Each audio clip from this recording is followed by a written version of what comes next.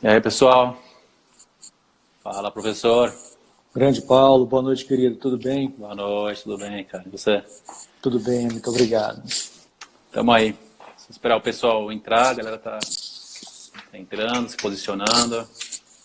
Tranquilo, na hora que você quiser, eu estou à disposição. Bom, vamos lá então. Então, pessoal, boa noite. Meu nome é Paulo, faço parte aqui da coordenação do Instituto de Medicina Animal, sou médico veterinário anestesista, trabalho tanto no Instituto, quanto também eu faço volante aqui nas clínicas e hospitais aqui de Campinas. E coordeno os cursos mais focados em anestesia, intensivismo e assim por diante. Então, hoje abriremos com um tema muito importante e essencial, tanto para a anestesiologia veterinária como no intensivismo, em pacientes no TI, que é a ventilação mecânica. Então, a gente sabe que a importância da ventilação para os animais.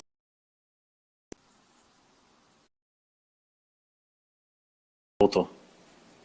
Tá no Wi-Fi.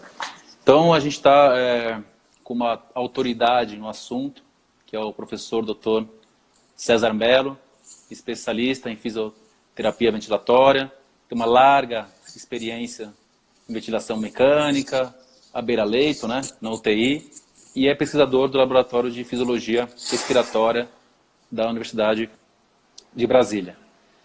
Então, a gente, sabendo a importância da ventilação, que é essencial para a vida, para manter as funções fisiológicas, respiratórias, focado nisso, então, sabendo que o animal ele precisa estar em ventilação mecânica, numa anestesia geral profunda, o paciente em crítico, na UTI, em relação à fisiopatologia respiratória, qual é a vantagem e desvantagem de a gente favorecer, proporcionar uma ventilação mecânica aos nossos pacientes, no caso cão e gato? Bom, boa noite a todos, primeiramente, né? Paulo, muito obrigado aí pelo convite. É sempre um prazer enorme aí participar das atividades do Instituto, né, de Medicina, o seu aí, né? E então vamos começar a discussão aí. É o seguinte, alguns pontos são bastante importantes, não é? O primeiro deles é que as drogas anestésicas, elas desarranjam vários componentes do sistema respiratório, não é? Então, desarranjam o controlador central, desarranjam as propriedades mecânicas do sistema e também desarranjam as trocas gasosas. E dá para incluir aí dentro da parte mecânica o desarranjo da função muscular respiratória, incluindo aí dentro os músculos que defendem a via aérea extratorácica, não é? Então, o desarranjo causado por essas drogas é imenso. E com ventilação mecânica por pressão positiva, é possível rearranjar várias dessas funções aí e colocá-las na sua forma otimizada. E em algumas delas é possível minimizar o dano causado pelas drogas, então, que vocês usam para induzir anestesia. Então, é super vantajoso, não é, ventilar mecanicamente sob pressão positiva quem está anestesiado, porque é possível restabelecer, então, volto a esse ponto, as funções perdidas ou alteradas com o uso dessas drogas, e isso defende os animais, não é, de uma série de possíveis complicações. Então, há vantagem no uso da pressão positiva, na ventilação por pressão positiva. Para dar um exemplo, não é? Já está demonstrado na literatura, por exemplo, desde a década de 1980, que a indução anestésica forma áreas de atelectasias no pulmão. Então, se a gente olhar com cuidado, e no mínimo a gente entende que essas áreas de atelectasia formam áreas de baixo VQ, ou de baixa relação ventilação-perfusão, não é? E a consequência disso vai ser hipoxemia. E essas áreas de atelectasia, ao mesmo tempo, elas diminuem a complacência pulmonar, que em última análise vai diminuir a complacência do sistema respiratório. Então, só para dar um exemplo simples assim, quer dizer, uma atelectasia causada na indução da anestesia provoca essas duas coisas, minimamente, não é? Atelectasia causando desarranjo de troca e de mecânica. Com ventilação por pressão positiva é possível suprimir, não é, essas áreas de atelectasia, portanto, devolver e manter a troca gasosa na sua forma mais otimizada. Ainda assim, é possível otimizar a função mecânica dos pulmões, aumentando a complacência, por exemplo. Então, a gente percebe que é uma ferramenta extremamente poderosa e consegue, então, manter o animal respirando melhor, digamos assim, durante o procedimento, não é? Então, isso para dizer, para começar a discussão. A gente pode também pensar, por exemplo, na redução do tônus muscular dos músculos da caixa torácica, inclusive, induzido pelas drogas. Se isso acontece, a complacência da caixa torácica cai. Então, perceba, redução da complacência pulmonar mais redução da complacência da caixa torácica é igual a redução da complacência do sistema respiratório. Se esse animal não for ventilado mecanicamente, vai sobrar, o preço vai ser pago pelos músculos da respiração. Pedágio. Entende? O pedágio. Eles vão ter que, vai sobrar para ele, o pedágio é esse. Então, agora, como que o músculo da respiração sobrecarregado e sob o efeito da anestesia vai conseguir sobrepor essas condições que a gente está comentando aqui? Então, é um pedágio alto, eu imagino, que não precisa ser pago. É possível, então, de novo, dar conforto respiratório Exato. com o uso de ventilação mecânica por pressão positiva. Eu estou insistindo no uso da pressão positiva porque há ventiladores que fazem ventilação mecânica por pressão negativa, que não é o caso, está falando de pressão positiva, tá bem? Por isso a minha insistência nessa fala, assim. É claro que é preciso ajustar, fazer um ajuste bastante fino, otimizado e individualizado da forma como se vai ventilar o animal. Não existe uma ventilação que serve para todo mundo, é o inverso disso. Não existe essa receita. Existem balizas que a gente pensa nelas e a partir delas faz uma ventilação individualizada com um ajuste bastante fino para ofertar a melhor ventilação mecânica mais confortável para aquele animal. Aquele paciente. E aí a gente abre uma discussão enorme de como fazer isso, é possível, obviamente, não é? Mas enfim, de novo, então não, uma receita, o processo é individualizado. Tá bem? Cada um precisa receber a ventilação mecânica adequada para ele. E aí, a arte é do operador, não é? Há várias piadas, mecânica, várias, mas há uma que eu acho muito interessante, que aliás eu roubo lá da música, né, do jazz. Eu sempre digo isso, há um pianista cubano, residente nos Estados Unidos há muito tempo, chamado de Chucho Valdés, e é um instrumentista muito hábil. E no meio da música a turma diz que ele tem 3 cérebros, um que controla a mão esquerda, um que controla a mão direita e um que junta as duas. A ventilação mecânica é mais ou menos a mesma coisa, você precisa controlar o seu cérebro, o do animal e o ventilador mecânico. E fazer os 3 conversarem de forma harmônica que é exatamente a coisa da individualização, não é? E falando em individualização, é importante mencionar também, para a gente abrir a discussão para este caminho, se for o caso, que uma vez que se instala a ventilação mecânica, não dá para virar as costas e ir embora, pelo contrário. Porque o ventilador mecânico ele trabalha a princípio de forma monótona. Ele vai executar aquilo ali. Mas as necessidades dos animais não são monótonas. Então, é preciso ficar de olho no processo para saber se é preciso ajustar finamente, não é? Um parâmetro aqui, outro ali, ao longo do processo. Perfeito. Então, é um processo que a gente precisa individualizar e ficar de olho. Mas o bacana é que o ventilador mecânico, ele é um instrumento terapêutico, não é? ao mesmo tempo embutido nele um instrumento de monitorização. Então, uma máquina que te permite monitorizar e te permite tratar baseado nas decisões que você vai... Exatamente. Claro que a monitorização do doente ventilado não se encerra no ventilador mecânico, mas ele traz informações em tempo real, ciclo a ciclo, informações importantíssimas para que o ajuste fino seja dado. Muito bom. Porque, por exemplo, eu tenho mais de 12 anos de anestesia, tanto é que no meu tempo, inicialmente, se falava em ventilação mecânica, mas na UTI. Então a gente trouxe da UTI para anestesia. Então a gente começou precariamente, tal, fazendo aquela ventilação manual, só que a gente observa o animal, a gente sabe como ele está ventilando, antigamente na espontânea, e agora a gente falando de anestesia geral, ainda mais vindo com os outros anestésicos intravenosos que deprimem a respiração, o animal vai ficar em apneia e você vai ter que ventilar.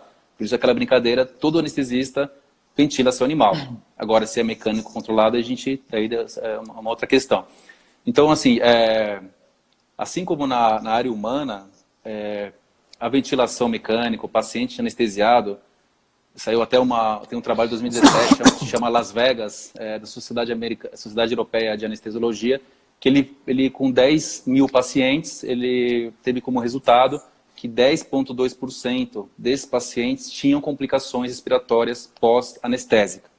Então, se com esse estudo amplo, com um paciente com uma idade certa, o tamanho certo, diferente dos nossos, que são várias espécies, tamanhos, pesos, e a gente faz anestesia e não monitora, não observa o bicho no transe, no pós-operatório, você imagina esse paciente como ele fica no pós-operatório, como a gente fica muito esperto de querendo ligar a parte hemodinâmica, como está a pressão, batimento, mucosa, geral hemodinâmico, mas a gente não observa a função respiratória. A partir do momento que o anestesista, o intensivista, ele conhecer como ventilar certo, que a gente vai discutir aqui, a gente vê uma diferença, é um detalhe que o iniciante não consegue ver. É um detalhe porque a gente sabe como o animal respira no pós-operatório, porque geralmente o volante ele faz e vaza, e aí ele não fica observando que o animal que ele fez o manual, não fez em controlada, ele não percebe que o bicho está mais ofegante, ele causou bastante shunt, bastante área de telectasia, porque ele não sabe como é que ventila esse animal adequadamente. Quando a gente faz a ventilação adequada, no pós-operatório você percebe uma ventilação tranquila, silenciosa, o animal ele tá tranquilo, você percebe isso. Tem que ter esse feeling na anestesia, e sem esse feeling a gente não tem como trabalhar e é a mal que faz. Então, em relação ao ventilador mecânico mesmo, o equipamento, quais são as estratégias, como é que funciona mais ou menos, por exemplo, o módulo ventilatório, a pressão, o volume, existe um desfecho para cada caso, como é que o equipamento ele funciona? Só para a gente fazer um paralelo para quem ventila o animal manualmente, que é a maioria, tá? Que ventila o animal na mão, usando baraca ou bem, diferente do que utiliza um aparelho de ventilação controlada. Tanto a ventilação mecânica manual quanto a ventilação com o uso de um ventilador mecânico possuem características e similaridades, né? A primeira delas é que os dois ventiladores, neste exemplo, eles trabalham sob o uso de pressão positiva, ou seja, empurra-se o ar, para dentro dos pulmões dos animais, com uma determinada frequência, com uma determinada pressão e um volume, não é? Quando se faz isso manualmente, com o uso de baraca, por exemplo, ou de uma bolsa de reanimação, no popular bambu, o operador ele não tem domínio do volume, tampouco da pressão que ele administra em cada manobra de insuflação, não é? Há quem possa argumentar, a princípio corretamente, de que você pode equipar essa bolsa autoinflável com uma válvula pop-off, que ela vai desarmar depois de um determinado nível de pressão, mas há vários trabalhos de bancada que mostram que essas válvulas não funcionam adequadamente na pressão que o fabricante determina. Isso é muito comum esse tipo de trabalho é muito comum na literatura de recém-nascido, né? Na sala do parto, se faz muita ventilação mecânica manual até que o bebê prematuro possa chegar na terapia intensiva.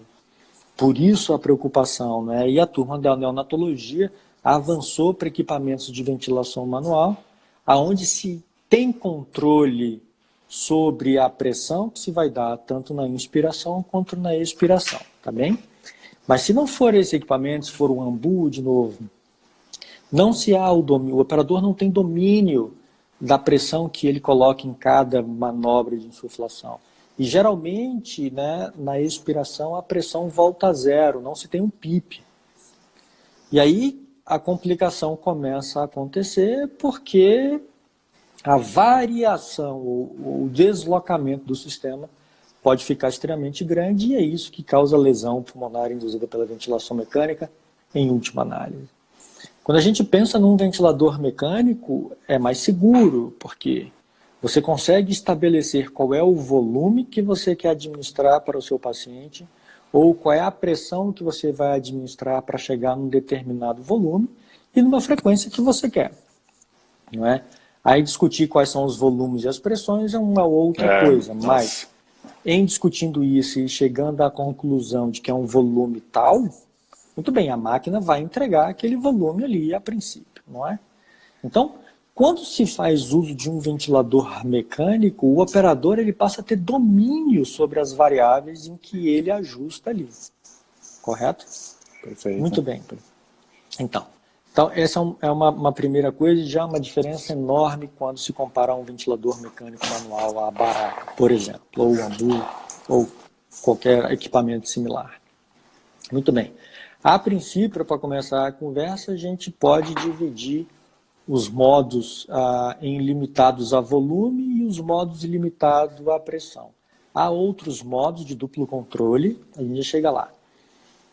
Mas quando eu digo que um modo é limitado a volume, eu escolho qual é o volume que o ventilador mecânico vai entregar para o meu paciente. Então eu posso ajustar no ventilador mecânico, por exemplo, para que ele entregue 200 ml de ar. Em cada ciclo, ele vai entregar 200 ml de ar com uma determinada pressão.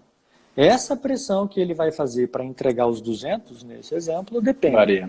Do 200 vai variar, porque vai variar em função do volume que você quer que ele entregue e das propriedades mecânicas do sistema respiratório. Em última análise, da impedância do sistema. Muito bem. Agora, a gente pode limitar a pressão. Em vez de dizer para o ventilador mecânico que entregue 200 ml de ar, eu digo ventilador mecânico, por favor, em cada ciclo, insufle os pulmões com 10 centímetros d'água, 15 centímetros d'água, por exemplo. O volume que ele vai entregar com esses 10, por exemplo, ou 15, ou sei lá qual número, vai depender da variação de pressão e, de novo, da impedância do sistema respiratório. Nos modos de duplo controle, a coisa fica um pouco mais diferente, porque o operador tem como dizer para a máquina, como controlar a princípio qual o volume, qual a pressão que ele quer que aconteça ali. Então são modos teóricos interessantes, têm as suas aplicações, obviamente, não é? Mas a gente pode começar a conversa com ou limitado a volume ou limitado a pressão. A diferença, de novo, é que você ou entrega um volume conhecido ou entrega uma pressão conhecida e a outra variável vai depender das propriedades mecânicas do sistema respiratório, né? Há vantagens e desvantagens em utilizar um modo ou outro. A princípio, você pode iniciar a ventilação mecânica com qualquer um desses dois modos, tá bem? Não há problema nenhum, não é?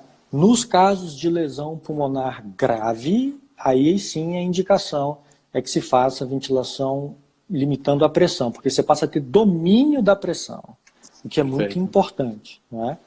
Para evitar que o ventilador mecânico perpetue ou aumente a lesão pulmonar ali existente. Mas em não existindo lesão pulmonar, não há contraindicação para começar com um modo ou com o outro. Você pode fazer das duas formas. O que é muito comum na prática, não é fazer ventilação mecânica limitada à pressão. Eu, particularmente, gosto de começar limitada a volume. Não é? Mas, assim, É um gosto pessoal, de novo, quando vai a pressão, tem indicação precisa para isso, lesão pulmonar, mas, de novo, nada te impede de usar um modo ou outro a princípio, tá bem? Perfeito. O que se precisa ter cuidado, né, em linhas gerais, obviamente, é que este ventilador mecânico, né, se a ventilação mecânica for mal conduzida, ela pode induzir lesão pulmonar, Exato. ela pode induzir a lesão muscular, o que não é nada desejável, obviamente, não é? E, além disso, é preciso sempre ter em mente que há um pedágio hemodinâmico a ser pago, sempre. Não tem jeito, porque se vai insuflar os pulmões com pressão positiva. Então, há um pedágio hemodinâmico, que é contornável. Não é o final dos tempos também, tão pouco, tá certo? Sobretudo, eu acho que na maioria dos pacientes de vocês que não têm doença pulmonar de base, são doentes sadios do ponto de vista respiratório. Se eu estiver enganado, por favor, me corrija aí. Sim, sim. Então, isso facilita a vida do operador. Vai ficar mais simples o processo, tá bem? Perfeito. Mas é preciso ter em mente que, ao mesmo tempo que o ventilador mecânico é uma máquina que dá conforto, que diminui o trabalho, que otimiza a troca gasosa, otimiza a mecânica ventilatória, como tudo na vida, cobra um preço. Não existe almoço de graça. O preço hemodinâmico vai existir e é preciso ter em mente que, se a ventilação mecânica for mal conduzida, ela pode levar a lesão pulmonar induzida, a lesão muscular induzida e coisas do gênero. Não é? E monitorar o paciente no pós-operatório, no transcirúrgico, melhor falando, é de extrema relevância, porque enquanto o fígado não metaboliza as drogas anestésicas, né, o controlador central, em algum grau, vai ficar deprimido. E as consequências mecânicas e de troca estão lá.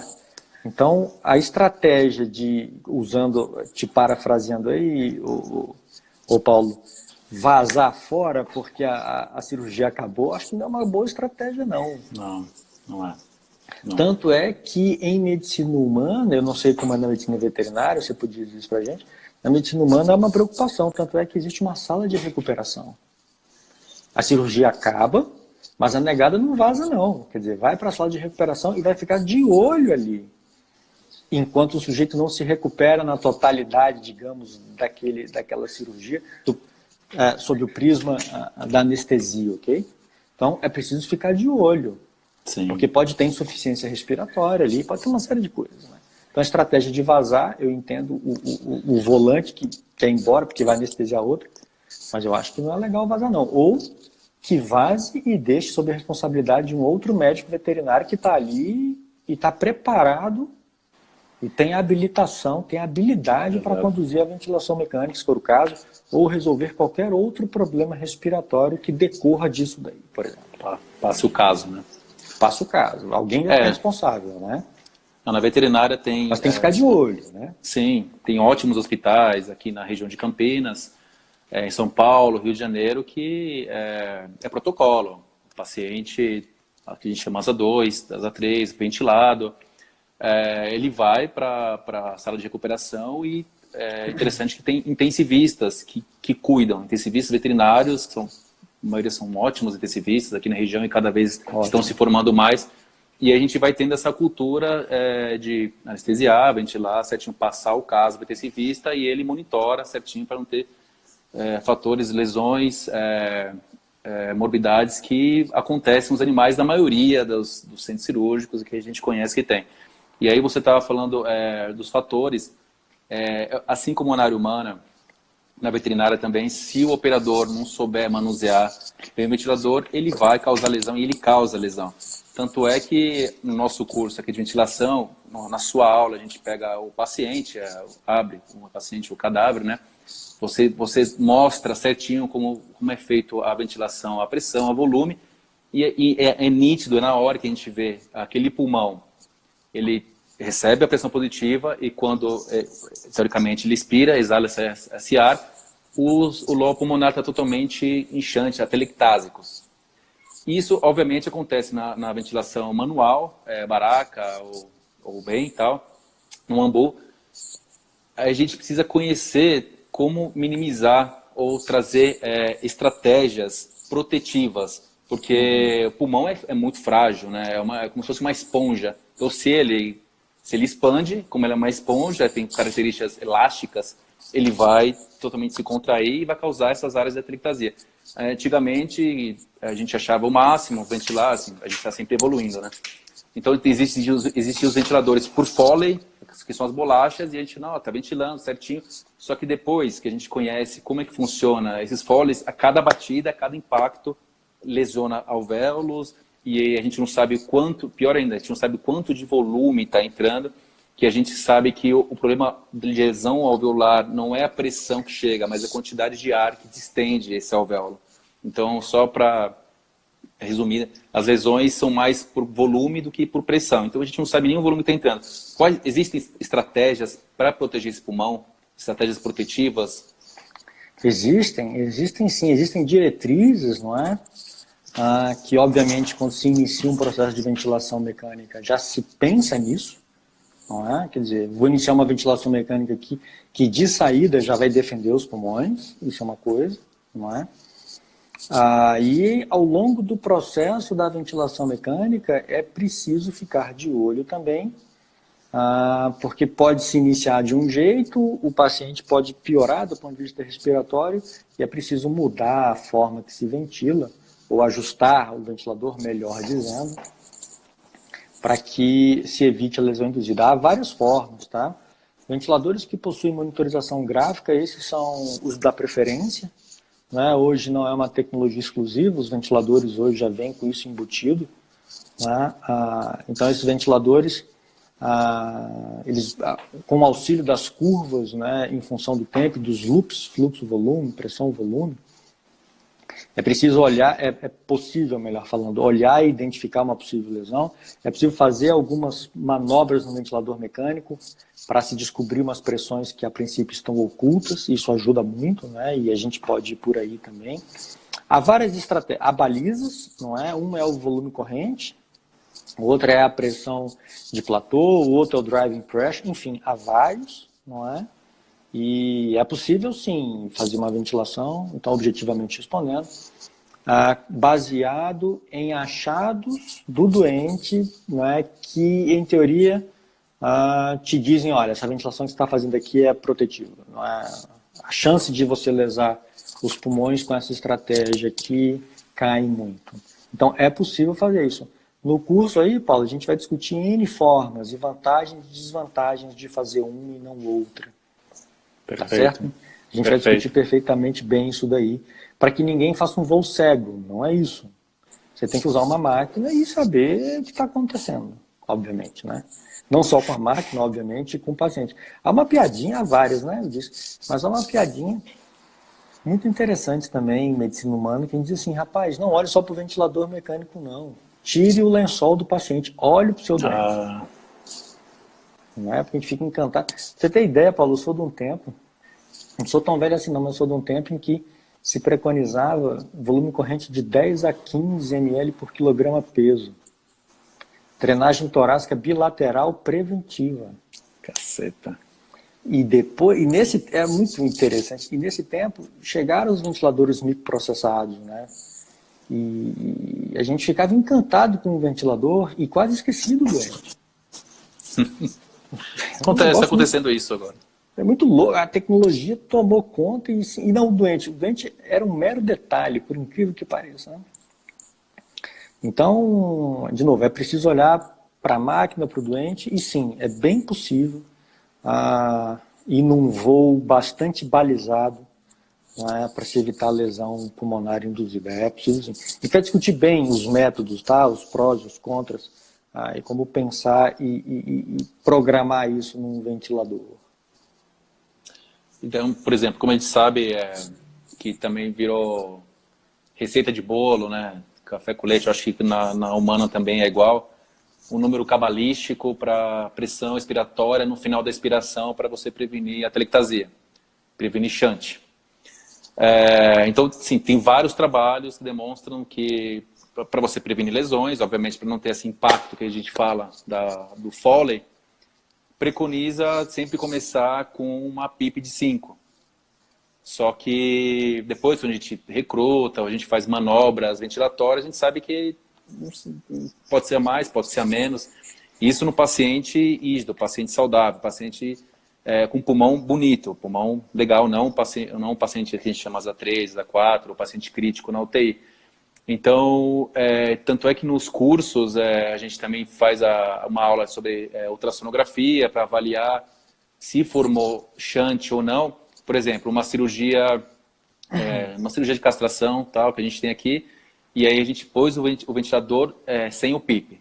E aí a gente viu no ultrassom que foi formado a área de atelectasia. Só o fato de você não colocar o PIP no ultrassom, você viu. Obviamente que o paciente depois, ele faz o auto-recrutamento, ele dá seus suspiros lá na gaiolinha, e aí ele volta ao normal, esse pulmão normal. Mas você consegue prevenir usando uma PIP. Tem vários trabalhos também, inclusive, hoje foi até comentado o Marcelo Amato, ali da USP, sobre o coronavírus, né? Já está falando já de ventilação, que ele também tem um trabalho muito legal, que ele mostrou que altos PIPs, altos volumes, altas pressões, melhoraria muito o paciente. Então ele demonstrou, ele publicou isso. Depois ele fez outro trabalho, que é o caso do Open Lang, Baby Lang. Ele mostrou, ele mesmo falou, puta, tá tudo errado, tá morrendo muito paciente crítico, volta pro PIP baixo e volume baixo.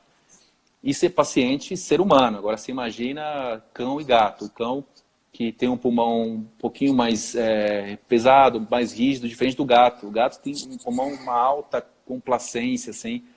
Eu ventilo também pacientes onças, tem trabalhos com onça pintadas, tal, que você faz uma pressão mínima e já se dobra, você está fazendo 20 ml por quilo de volume corrente. Então, se eu ficar nesse café com leite, que é o que está acontecendo hoje na veterinária, você recebe uma receita, matemática, tá, você vai fazer PIP de 5, pressão de 15, e vai ter um drive pressure de 10, tal, e bota para ferrar. E o cara não percebe, primeiro que tem máquinas que não dão nem o volume, eles só dão uma pressão e você não sabe. E fica lá tocando. Você não sabe, imagina um gato com alta complacência, resistência muito baixa, e você mandar uma pressão dessa, imagina o quanto que vai entrar de ar nesse pulmão. Só que depois, por isso a gente tem que entender, tem que mostrar como é que funciona esse órgão tão delicado que são os pulmões, né? Então, essa discussão é muito interessante, viu, Paulo? Os problemas que se encontram em ventilação mecânica hoje são exatamente iguais aos da década de 1970. Se você olhar para os trabalhos de 1970, eles estão discutindo qual é o PIP ideal, ou como descobrir qual é o PIP que o doente precisa. A pergunta de bilhão de dólares. Bilhão de dólares, né? Quais são os sinais ou como eu devo conduzir uma ventilação protetora. Na década de 1970 já tinha essa preocupação. Então aí quando a gente vai para o desmame, a gente continua no mesmo lugar. Quer dizer, qual é o teste que me diz que eu vou ter sucesso ou não? Exato. Os trabalhos da década de 1970 trazem exatamente as mesmas dúvidas que a gente vivencia hoje. É claro que hoje a gente tem uma série de respostas a isso, mas no final das contas, nós estamos discutindo ainda as mesmas coisas, né? Marcelo Amato é um cara genial, porque a cada ano, cara, ele solta um trabalho que vira uma bomba, né? É um negócio que assim, ele chacoalha é o cara a cabeça da galera. Chacoalha o mundo inteiro, né? Ele é um gênio, sem dúvida nenhuma. Sobretudo porque reconhece que um trabalho acertou e depois errou. Reconhece, ciência é assim. Humildade, ciência é assim. Né? Ciência é assim, sem Agora, ego, né? Não tem essa. Agora, voltando aos números, não há um número cabalístico. Esses números, para mim, na minha concepção, no meu modo de compreender, e não só para ventilação mecânica, para qualquer outra coisa, eles são balizas. Então, quer dizer, eu até posso iniciar a ventilação mecânica com um PIP de 5 centímetros d'água. A gente vai ver lá no curso que quando a gente inicia a ventilação mecânica, a gente precisa tomar uma decisão e instaurar alguns parâmetros ali. É claro que num segundo momento, não distante deste primeiro, a gente vai ver se aqueles números ali, se aqueles parâmetros são os adequados para aquele indivíduo. Então, os números, eles nos servem como baliza, não é?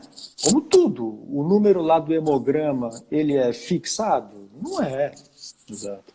É uma baliza, olha, daqui para cá, mas enfim, uma série de coisas. Na ventilação mecânica é exatamente a mesma coisa. O PIP de 5, a gente vai começar a ventilação mecânica com PIP de 5, não é? E depois vai ver se isso é adequado ou não. Pode ser o adequado, pode ser mais alto, o adequado pode ser o menos alto, mais baixo, enfim. Então os números são balizas. Agora, não há uma receita de bolo que diz, coloque o número A, o B e o C, o 1, 2, 3, e toque ficha assim para sempre. Até porque o modo ventilatório, ele é monótono, o ventilador mecânico fica repetindo aquilo. Mas as necessidades do paciente não são monótonas, elas se alteram. Esse é outro desafio. Como utilizar uma máquina que a princípio trabalha de forma monótona para um sistema cuja necessidade não é monótona. Perfeito. Tá? Então, o operador precisa estar muito bem treinado para identificar as necessidades. Então, a receita de bolo não é legal, como em qualquer outra atividade da medicina, mas os números servem como baliza. Nós vamos usá-los como baliza. Muito bom, muito bom. Não sei se respondi a sua pergunta aí. Não, perfeito, é isso. Porque é aquela coisa, assim, a gente tem que parar, olhar o ventilador, entender, é magnífico, assim, é muito atrativo, assim como os monitores, as bombas de infusão, só que você tem que olhar para o paciente. Você tem que olhar para o paciente, tem que olhar para o paciente, do começo ao fim. E a gente percebe que o pessoal não está olhando muito para as máquinas e menos para o paciente. E assim como a Paulinha aqui de Campinas, o Edgar também, a gente sempre comenta que o pessoal está recebendo uma metralhadora, uma bazuca na mão, uma arma, porque não sabe, coloca a receita de bolo, vai lá, ventila e não sabe. Isso aí a gente tem que colocar na cabeça, isso é óbvio, assim, a gente não sabe de nada, a gente não sabe, está evoluindo, mas tem que criar essa cultura que não é receita de bolo, nunca vai ser, é individualizar o paciente, cada paciente é paciente, particular, igual eu falei do cão gato. Imagina a gente que trabalha com aves também, e faz algumas ventilações. Outro universo. Outro universo. Ave é outro universo. Outro universo. Jabuti, pessoal lá do Rio, Rafa. Outro universo. É interessante. Então, assim, que a gente vê, ontem teve até uma live lá do pessoal do site, do Vinícius, muito bom, do Mencalha. Para esse pessoal que está começando, iniciando, assim, observa o animal, anda com o pessoal mais preparado, o anestesista preparado, acredito que vai acima de 5 anos na rotina, para ir pegando a mão. Para esses que estão começando, igual que eles falaram, o menos é mais. Porque começa devagarzinho, como a gente todos começamos, a gente começa por degrau, porque causa lesão, está causando lesão, o número de morbidades estão aumentando para quem está querendo já colocar o bicho no ventilador. E a gente tem várias histórias que começaram agora. Então, se a medicina aprendeu, ali na década de 70, 60, a reduzir esses fatores lesivos ao lobo pulmonar, a gente tem que aprender com eles. Para filtrar uma cultura, tem que ventilar mesmo, a gente ventila, mas adequadamente. Tá? Então, eu não sei quanto tempo já passou aqui no nosso, acho que está... Tem 45 minutos, eu acho. Está longe. A gente foi longe, né? Teoricamente teria mais 15 minutos. Mas aí vamos abrir para o pessoal. Até meia-noite, meu irmão. Aqui vai, cara. Igual a gente nos cursos, né? Vai que vai. Tem o curso, depois tem aí, o cerveja, mas não para, né? É claro. Aí no curso, Paulo, eu prometo, eu vou levar 2 surpresas, né? Não posso dizer aqui, mas serão novidades. Novidades, muita coisa interessante, né? Para visualizar e compreender alguns conceitos importantes em ventilação mecânica, isso é uma coisa. Não é? Vou discutir os princípios operacionais das máquinas, ou seja, como é que as máquinas funcionam, não é? E depois uma ventilação mecânica guiada pela mecânica ventilatória.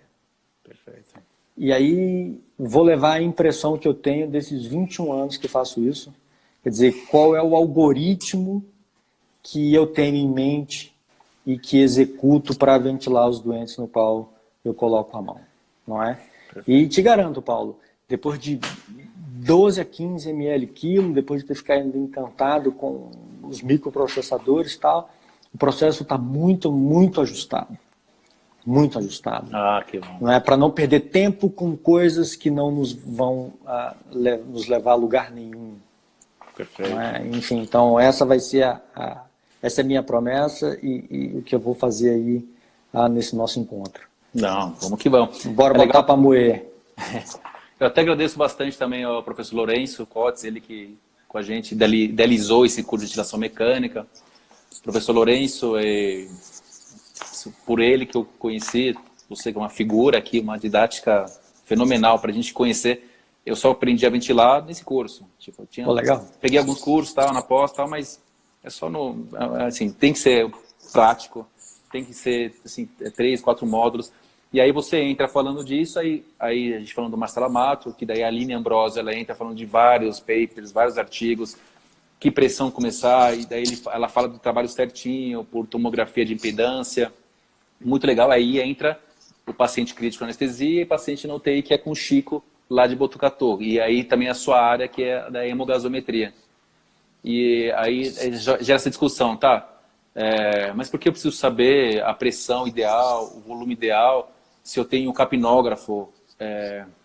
Aí tem muita discussão. Não adianta para o capnógrafo. Mas tem hemogaso. Aí já ajuda a saber se você ventilou bem ou não. Porque fica isso, assim, você está acabando com a fisiologia respiratória, você está entrando com uma pressão totalmente ao contrário. Então a cabeça dos colegas fala assim, eu não vou ventilar, deixa o bicho na espontânea, fica tranquilo, numa anestesia geral profunda, pessoal. Depois a gente conversa sobre bloqueio regional, que o animal fica com uma sedação profunda, uma sedação mais leve. Eu estou falando de anestesia geral. Então, aí fica essa discussão. Mas a capnografia está legal. Fala assim, não, se vocês colocaram tomografia de impedância, a gente discute bastante. Se na espontânea esse animal está ventilando certo, não vai ter sequela, e a gente comprova que tem. Deixar o animal numa anestesia geral ou numa anestesia total intravenosa, na espontânea, você não vai ver na hora. Mas, com certeza, tem muitos malefícios. É uma discussão entre os colegas, sabe? E tem outra... E eu lanço uma provocação nessa sua aí, que tá bom, o sujeito pode até ter uma PaCO2 dentro da normalidade. Ok, que a princípio indicaria uma boa ventilação. Exato, troca. Não discordo. Mas pergunto, os músculos respiratórios estão pagando qual o preço? Exato. A resposta é o silêncio, não tem jeito. Exato. E se for em mim, o silêncio. falo. O silêncio. Se um dia me anestesiarem de forma, fizerem anestesia em geral, por favor, me ventile com pressão positiva. Já fica meu pedido aqui. Você tatua no braço e põe até o PIP e a pressão que você quer. Meu amigo, eu até deixo aqui assim, olha, meu irmão, minha complacência é de tanto que eu já medi, embora. Sei lá. Perfeito. Então, perfeito. Vamos lá. Você quer abrir para as perguntas aí? Vamos lá, vamos abrir então. Assim, por exemplo, tem uma pergunta, como a gente escolhe o melhor ventilador? Existe um melhor ventilador, o pior? Existe. Bom ventilador mecânico é aquele que você sabe usar, de saída, não é? Agora, um ventilador mecânico, ele precisa te mostrar algumas coisas. Todo ventilador mecânico, ele tem um manômetro. O mínimo, isso. O mínimo. Todo ventilador mecânico ele tem um manômetro, seja ele digital ou analógico, mas o ventilador mecânico precisa te dizer qual é o volume. Se você não sabe qual é o volume, esse ventilador mecânico, ele não vai ser bacana, não. Ele vai entregar o ar com a pressão que você quer e ponto. Você não tem mais noção de nada do que está acontecendo. Então, precisa ser nem olhando o bicho ele suspirar? Não dá. Aliás, vou até levar uns trabalhos aí de ventilação mecânica manual, e são chocantes, em que o operador ele diz se a ventilação mecânica é boa ou não, baseado na expansão torácica. Imagina. Olha, muito bom. No way. Muito então, bem. bom ventilador mecânico é aquele que você tem domínio sobre a pressão ou o volume. Se ele só é pressométrico, ele tem que te contar o volume. Se ele não te contar o volume, não é legal. Uma outra pergunta que eu acredito que na área humana, acho que é mais para veterinária do que a humana, hérnia diafragmática, ruptura diafragmática, que todos os órgãos eles se deslocam cranialmente, comprimindo o pulmão e tornando esse pulmão rígido, pesado. E aí a gente fala sobre ventilação mecânica em casos agudos, e isso acontece bastante com felinos. Ele é atropelado, ele cai, aí rompe o diafragma, aí o pulmão, assim, eu acredito, só para responder a minha posição, e também a posição da pesquisa, do pessoal que trabalha com ventilação. Um caso agudo, o pulmão ali está bonitinho, ele não deu tempo de causar chance, que eu digo agudo, 2 dias, 3 dias. Mas existem casos de cão e gato que já estão há anos com esses órgãos e depois viram achado. E aí, isso é uma pergunta que todo curso tem. Como você vai ventilar esse paciente na hora da cirurgia, que vai ter que tirar todos esses órgãos que estão dentro do diafragma, recruta, não recruta, é pressão, não sei se pode responder se é pressão por volume, por pressão, que é uma pergunta que uma galera faz, já fez aqui também pra gente, antes, no momento, devo recrutar, não devo? Tá. Eu acho que não deve. A questão do recrutamento ainda é altamente debatida, não é? Há bons argumentos para se recrutar alguém, há bons argumentos para não recrutar alguém, há bons argumentos para o Open Lung Approach, ou seja, manter o pulmão aberto, há outros argumentos para o Closed Lung Approach, o que está aberto deixa aberto, o que está fechado deixa fechado, vamos embora. Mas o interessante é saber aí se há lesão pulmonar ou não, e individualizar volume corrente e PIP. Como fazer isso no curso a gente discute com mais calma, porque não vai ter tempo agora. Não dá. Tem que explicar toda a fisiologia, patologia, né? Teria que dar uma volta enorme. Mas individualização da ventilação mecânica é sempre o caminho. É sempre o caminho. Particular. Né? E pensar qual é o preço que vai ser pago, se é possível e se tem benefício em pagar o preço em instituir uma ventilação mecânica de tal forma. É sempre essa pergunta. Sempre. Se valer a pena, ótimo, vamos lá. Vale a pena correr risco. Se não for, enfim. Tá? Mas a princípio, individualização da ventilação mecânica. Perfeito. E aí, tem perguntas também para o pessoal que faz a ventilação, ainda não tem condições de comprar um ventilador, ele ainda faz ventilação manual, como devo proceder, não devo proceder, porque assim, volta aquela questão, o cara vai lá, ele se forma, ele já quer ser anestesista, ele vai compra as bombas e compra o ventilador. Então, às vezes, a gente até, assim, para a pessoa, para não lesionar tanto como porque ele vai lesionar comprando um ventilador, assim, observa o paciente, começa a fazer uma ventilação manual, observa como é que entra esse ar, obviamente em cirurgias de curta duração, cirurgias rápidas, que promovem uma apneia, e observa esse paciente.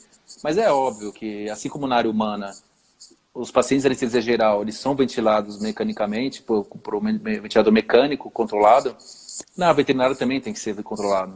Igual você falou no início, que é uma pergunta que o pessoal soltou aqui. Não tem jeito. É uma cultura que a gente tem que formar pelo bem dos nossos pacientes, óbvio. E olha, vencer as barreiras culturais está entre os maiores desafios aí. Porque você vai ouvir argumento assim, olha, já fiz 25 mil vezes, nunca ninguém passou mal. Não que você tenha visto, né? Vai saber. Eu fico pensando o seguinte, cara, se esse animal que faz hipoxemia, como é que está o coração dele? Exato. É igual o curso que você teve aqui, você viu a prática aqui em felinos, usando baraca, você não acreditou que o pessoal deixava... porque não é só a realidade e tal. Eu acredito que assim, o animal, todos os pacientes eles devem ser ventilados, obviamente, anestesia geral, que é uma pergunta que o pessoal fez também, mecanicamente, mas, olha, melhor, claro, por aparelho também. Mas assim, existe uma outra, isso a gente não pode entrar agora, a gente entra depois, que a gente faz, em alguns animais a gente usa a anestesia loco-regional, que é o padrão ouro da anestesia, eu gosto bastante, que o animal, ele até às vezes pode ficar na máscara de oxigênio, numa espontânea, porque você conseguiu bloquear. Você não precisa do tripé da anestesia, hipnose, relaxamento muscular, analgesia, porque você bloqueou a dor, você fez uma sedação bem leve, não precisa manter o animal em sono profundo, e ele expande. Mas também, não tem também trabalhos falando que numa sedação profunda também, uma anestesia regional, eu acredito que vem desses animais de anestesia regional, dá para manter esse animal ali saturando bem, apesar de não ser entubado, né? Você não sabe como vai estar esse capnógrafo. Mas é que os colegas estão fazendo e eles priorizam às vezes não entrar invasivamente nesse animal. Para regional. O seguinte, claro, Paulo. Assim, aí vai o viés de eu ser fisioterapeuta e estudou a parte respiratória, né? Para a gente, respirar confortavelmente é a ordem. O doente pode ter o que tiver, tem que respirar com conforto, ok? Isso é uma coisa. Eu particularmente não sei, Paulo, do dia a dia do bloqueio regional, porque obviamente não estou dentro dos hospitais de clínicas veterinárias, não é a minha praia, né? Mas eu tenho para mim, Paulo, e estou até desenvolvendo alguns trabalhos aqui no meu laboratório, de ventilação mecânica não invasiva em gatos. Que eu acho que para esses casos talvez seja uma saída boa, porque nessa forma dá para dividir entre o ventilador mecânico e o paciente a carga mecânica. Então não invadiria o sujeito, porque não precisa, a princípio, mas deixaria ele respirando com uma pressão confortável e um ventilador ali fazendo uma ventilação bastante gentil. Eu acho que é um caminho. Eu tenho, desculpa, desenvolvido algumas coisas aqui no meu laboratório. Legal, eu acho que no bom. meio do ano, no próximo ano, já vai ter Perfeito. alguma novidade nisso daí. Tanto é que, principalmente para gatos, que a gente sabe que eles têm uma complacência, eles não lesionam tanto o pulmão como em cães, que são ventilados manualmente, né, o shunt e tal. E tem um modo ventilatório que é o que você passou pra gente, que é o PSV, eu acredito que é o assistido, controlado, é como se fosse um espontâneo. O animal ele dispara e o animal cicla, ele só recebe esse volume. É fantástico, porque e mais que na isso, regional... Paulo, e mais que isso, você pode dizer assim, ventilador mecânico assuma 70% da carga dele, ou o ventilador assuma 20%. É o modo que te permite dividir entre doente e ventilador. Quem vai ficar com qual percentual de carga? É fantástico. Eu fiz um trabalho agora, não posso contar agora porque está em fase de publicação. Claro. Mas em que a gente mexe no PSV e distribui bem as cargas. E a gente mediu a atividade elétrica do diafragma. É lindo. Caramba. Ficou bem bonito. É bem legal. E da turma da ventilação mecânica manual, que também não é desprezível, pelo contrário, é um recurso. Eu tenho certeza que há equipamentos melhores que Ambu e Baraca. Então, até eu tenho uma pergunta agora que o pessoal mandou. É possível fazer ventilação mecânica manual Perfeito. com precisão. Perfeito. Que o pessoal perguntou a diferença, porque assim, tem uma live que teve até do pessoal do Anestesia Animal ali, com o colega muito bom também, que é o Gabriel. Eu até joguei essa pergunta, o Baraca, ele está extinto? Não está extinto? Porque existem equipamentos muito melhores que Baraca, que é o BEM. E o pessoal está confeccionando na área veterinária, e depois eu te mostro aqui na prática, que é o Mini BEM. Que pelo menos não é somente um tubo que leva o ar para o paciente, é um bidirecional, então ele vai inspiratório, volta expiratório, aquecendo pelo menos o ar. Mas volta naquela história do manual. E voltando na espontânea, assim, mesmo quando eu faço meus bloqueios regionais, eu coloco no ventilador e coloco nesse modo espontânea. Porque o animal, ele que segue, ele que comanda. Não está sentindo dor, mas isso aí. Claro. Você expande o pulmão adequadamente. Não fica ali numa... Claro. Apesar de estar sob sedação, está expandindo muito Olha, bem feito. Já fazendo a propaganda de um colega aqui de Brasília, ele se aposentou, um gênio da pediatria, na neonatologia, o Jefferson Rezende. Também tem um trabalho publicado com ele. E ele desenvolveu um aparelho de ventilação mecânica manual muito interessante, porque ele te permite limitar a pressão de pico e ele dá PIP, com disparo manual. É fantástico, uma máquina pequenininha, do tamanho de uma garrafa d'água. Talvez eu até leve um de Brasília aqui, a gente faz uma graça aí. Tem o Baby Puff, tem o Neo Puff, tem uma série de ventiladores mecânicos manuais que te permitem fazer uma ventilação mecânica de precisão. Então, mesmo que você não tenha um ventilador microprocessado e você precise fazer ventilação mecânica por pressão positiva com disparo manual, há máquinas que te permitem fazer isso de forma precisa. Interessante. Então, é outra ferramenta, né? É outra coisa, é um outro mundo, que eu acho que se adequa bem. Eu vou levar um ventilador desse. Eu traz pra gente. E aí tem as perguntas que a gente sempre resolve nas aulas práticas, né? Esse pulmão pesado, esse pulmão rígido, que daí você vai lá e aperta o pulmão, e aí, o que acontece, pessoal? O que está acontecendo? E a ventilação pressão, que é uma pergunta aqui, principalmente para os braquicefálicos, que a gente chama, né? Que eu pego bastante, o bulldog inglês gordo, o bulldog francês, o pug, e eu tenho visto relatos de colegas que meteram o ventilador nesses animais, destruíram o pulmão, tem alguns que, infelizmente, foram a óbito, porque é um pulmão totalmente rígido, né? Então você tem que ter uma noção o quanto volume vai entrar. Também é uma outra pergunta, que volume vai entrar? É particular, que você falou, individualizar o paciente. E aí na prática aqui a gente vai... Vamos fazer isso. E vai longe. Mas eu acho que eu tenho a resposta para os braquicefálicos aí, viu, Paulo? Ou pelo menos uma luz, Não, tem que ter, porque esse pessoal que não tem essa noção tá lesionando, tá acabando com o pulmãozinho desses animais.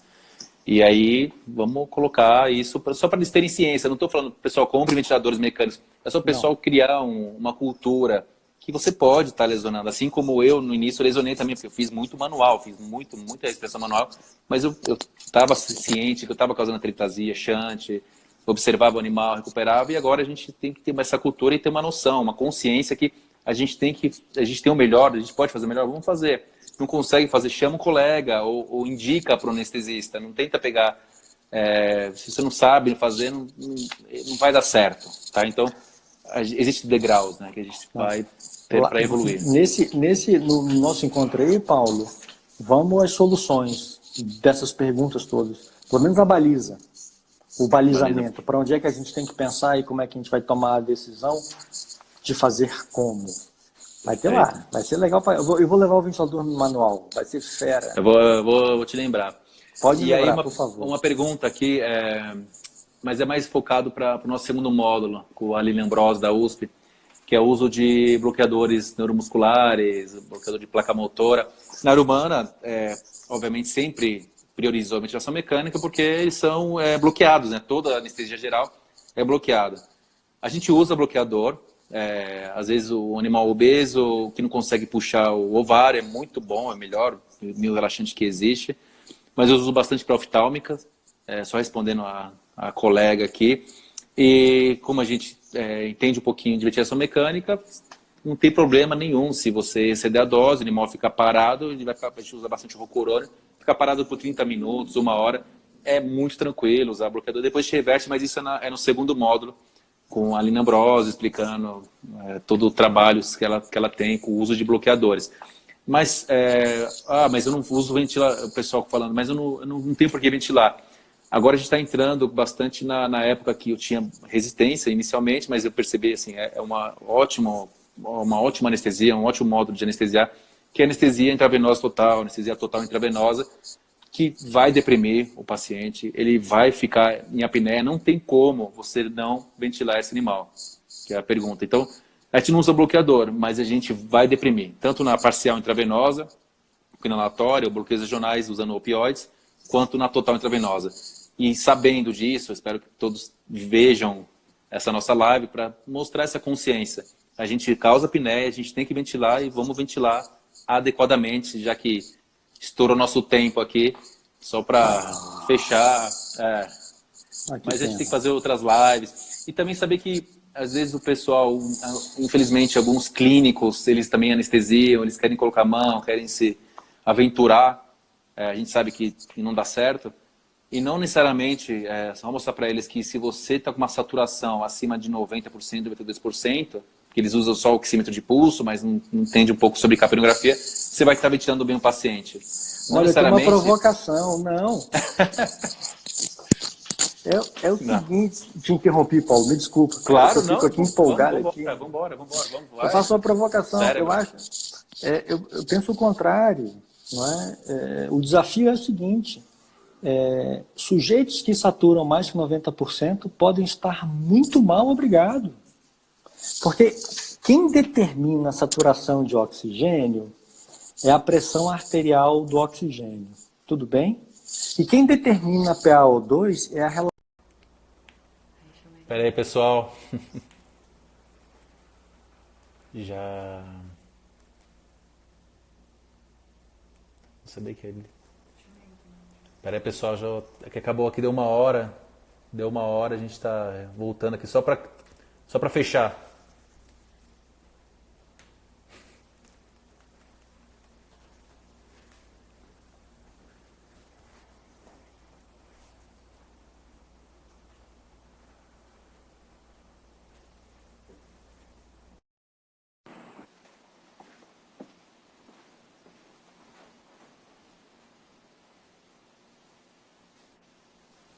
Oi, Paulo. Cara, tava no clipe.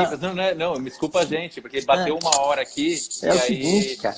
Nossa, você segurou essa informação porque a galera tava... o que ele vai falar agora sobre essa situação?